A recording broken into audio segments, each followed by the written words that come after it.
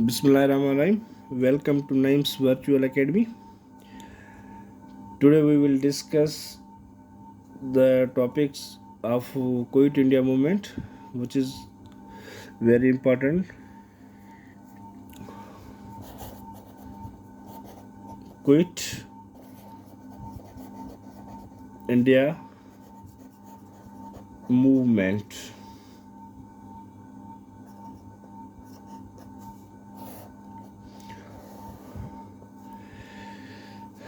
Quit India movement के बारे में असां डिस्कस कंदासीं त क्विट इंडिया मूवमेंट छा हुई, कंहिं लॉन्च कई, छो लॉन्च थी, उन जा रीज़न्स कहिड़ा हुया. ठीकु आहे. 1942 में इहा मूवमेंट लॉन्च थी कई वई हुई. इन बैकग्राउंड में छाजे करे लॉन्च कई वई. इहा क्विट इंडिया मूवमेंट जेका आहे गांधी जेको आहे सो लॉन्च कई after the failure of Cripps mission.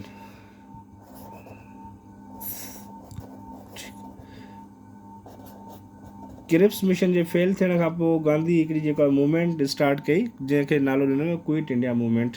हाणे क्विट इंडिया मूवमेंट खे थोरो डिस्कस करण खां पहिरियां थोरो बैकग्राउंड में था वञूं. हाणे बैकग्राउंड में था वञूं छाजे त उहे सेम ॻाल्हियूं आहिनि बैकग्राउंड में. 1939 में जेको वर्ल्ड वार 2 स्टार्ट हुई. 1942 में वर्ल्ड वार 2 हले पई ऐं ब्रिटिशर्स जेको आहे सो पोइ हिन में वार जे करे काफ़ी वीक थी चुका हुया ऐं इन जो फ़ाइदो कांग्रेस वठणु चाहे पई. पर जेको आहे सो उन्हनि खे ख़बर न हुई त ब्रिटिशर्स जेतिरो असां वीक सम्झूं था ओतिरा वीक आहिनि कोन. छा थियो त 1922 जॾहिं इहा वर्ल्ड वार 2 हले पई त एलाइड फोर्सिस छा चयो, अलाइड फोर्सिस जेको आहे सो ब्रिटिश खे फोर्स कयो. छा ते फोर्स कयो त जेको आहे सो इंडियंस जी सपोर्ट वठि. इंडियंस जी सपोर्ट छा में सपोर्ट वठि, वार में. ठीकु. हाणे ब्रिटिश जेको आहे अलाइड फोर्स जे हितां मजबूर थी करे इंडियंस खे सपोर्ट लाइ चवंदो आहे वार में असांजी सपोर्ट कयो. त इन जो फ़ाइदो कांग्रेस वठंदे चवंदी आहे त असां तव्हांजी बिल्कुलु सपोर्ट कंदासीं, पर उन लाइ असांजी कुझु डिमांड्स आहिनि. जेके तव्हां डिमांड्स असांजी पूरी कयो त असां तव्हांजी सपोर्ट करण लाइ तयारु आहियूं. ऐं जेको आहे सो उहे डिमांड्स कहिड़ियूं हुयूं. पहिरीं डिमांड त उनजी जेका हुई त इमीडिएट जेको आहे पावर ट्रांसफ़र कयो. इमीडिएट पावर ट्रांसफ़र कयो. पावर कंहिंखे ट्रांसफ़र कयो, कांग्रेस खे, मुस्लमाननि खे बि न. ठीकु आहे. इमीडिएट पावर ट्रांसफ़र कयो. ॿियो जेको आहे सो छा थींदो, जॾहिं जंग ख़तमु थींदी त असांखे इंडिपेंडेंट स्टेटस ॾींदव. आफ्टर वार कंप्लीट इंडिपेंडेंस असांखे ॾींदव.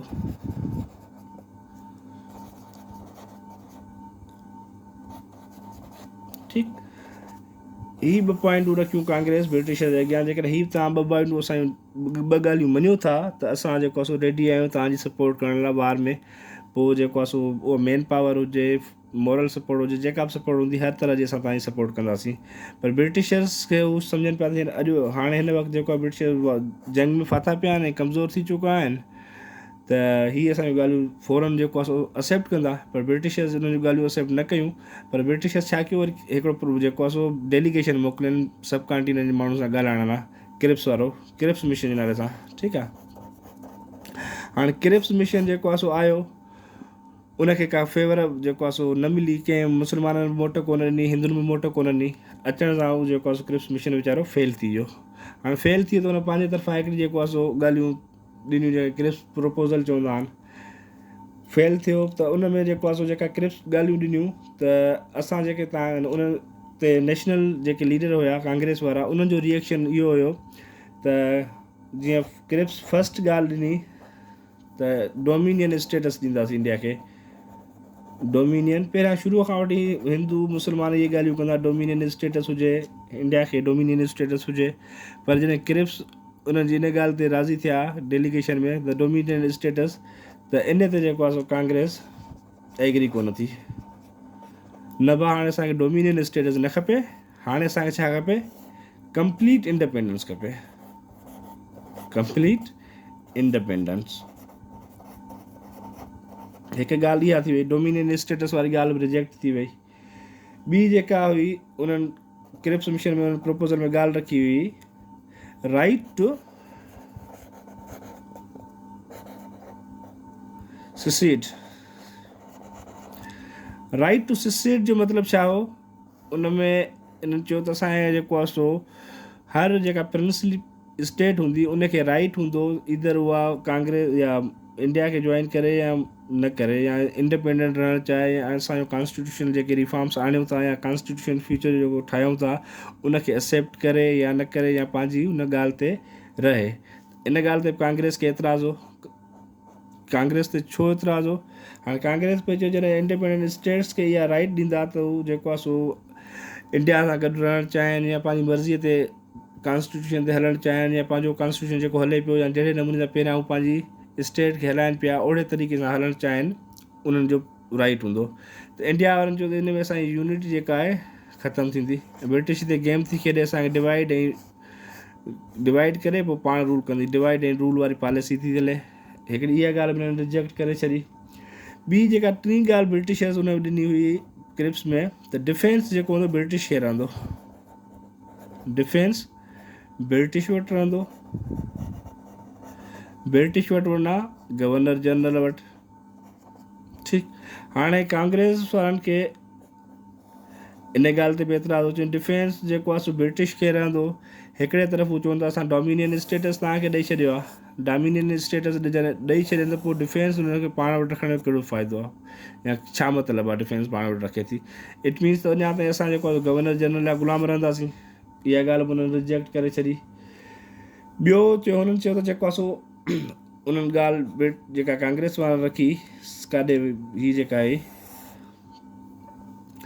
त पावर ट्रांसफ़र वारी, पावर ट्रांसफ़र ब्रिटिशर्स जो अहिड़ो को प्लान न हुयो, नो प्लान। ब्रिटिशर जो अहिड़ो को प्लान न हो त हू पावर ट्रांसफ़र कंदा, वार ख़तमु थिए उन खां पोइ बि। ठीकु आहे, हाणे इहे जेके ॻाल्हियूं हुयूं ब्रिटिशर्स उन्हनि जूं जेको आहे सो न मञियूं। हाणे छा थियो? अल्टीमेटली क्रिप्स मिशन छा थियो?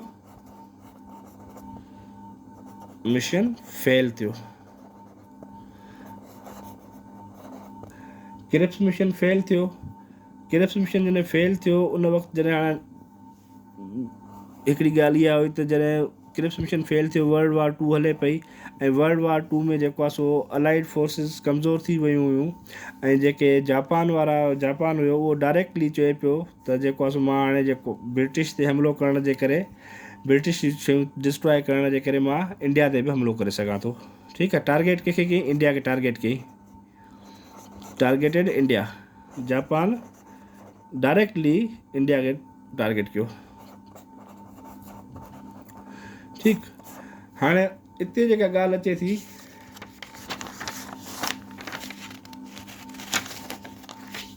जॾहिं जापान इहा असांखे धमकी ॾेई छॾी त हाणे हू जेको आहे ब्रिटिशर्स खे वीक करण लाइ कंहिं ते बि हमिलो करे सघे थो।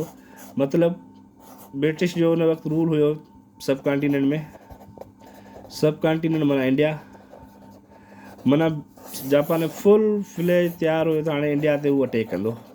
ठीकु आहे, हाणे इन ॻाल्हि खे ख़तमु करण लाइ, इन ॻाल्हि खे इन जापान इहा ॻाल्हि डाइवर्ट करण लाइ हिंदुनि खे का अहिड़ी पॉलिसी या अहिड़ो को प्लान तयारु करिणो हुयो त जीअं इन जो जापान जो जेको आहे सो ध्यानु असां न हटी ॿिए हंधि काॾे वञे। ऐं जेकॾहिं असां ते हमिलो कयईं त असां अॼु ब्रिटिशर्स जी ग़ुलामी कयूं था, पोइ सुभाणे असां जापाननि जी ग़ुलामी कंदासीं। ऐं जेको आहे सो पोइ हुननि छा कयो त उन्हनि हिकिड़ी मीटिंग घुराई पंहिंजी ऑल इंडिया कांग्रेस वारनि जी, ऑल इंडिया कांग्रेस जी हिकिड़ी मीटिंग घुरायनि बम्बई में। ठीकु आहे, उन मीटिंग में उन्हनि छा कयो, हिकिड़ो जॉइंट रेज़ोल्यूशन पास कयो, जॉइंट रेज़ोल्यूशन पास कयो।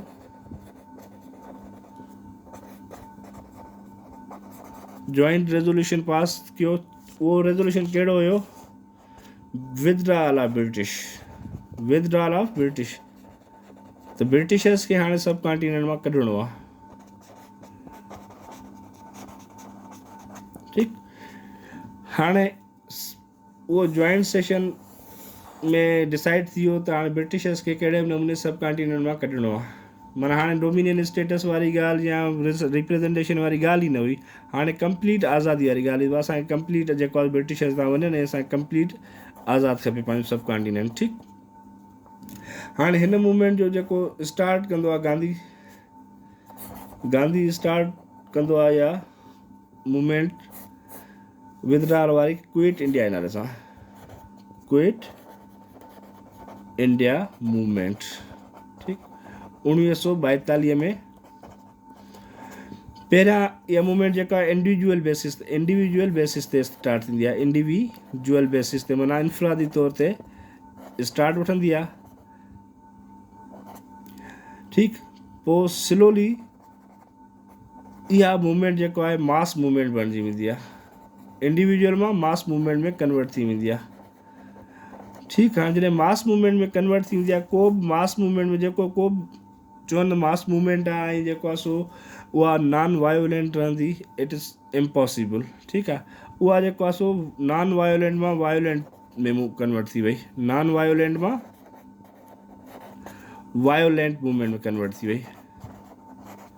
ठीकु, जॾहिं बि को बि मजमूओ गॾिबो आहे, को बि गैदरिंग थींदी आहे, को प्रोटेस्ट थींदो आहे, उन प्रोटेस्ट में लाज़मी ॻाल्हि आहे 5-8 माण्हू अहिड़ा बि हूंदा आहिनि जेके चवंदा आहिनि त तोड़ फोड़ थिए, फशरी थिए। ठीकु आहे, हाणे क्विट इंडिया मूवमेंट जेका आहे कंप्लीटली जेको आहे हिकिड़ी वायोलेंट मूवमेंट थी वई।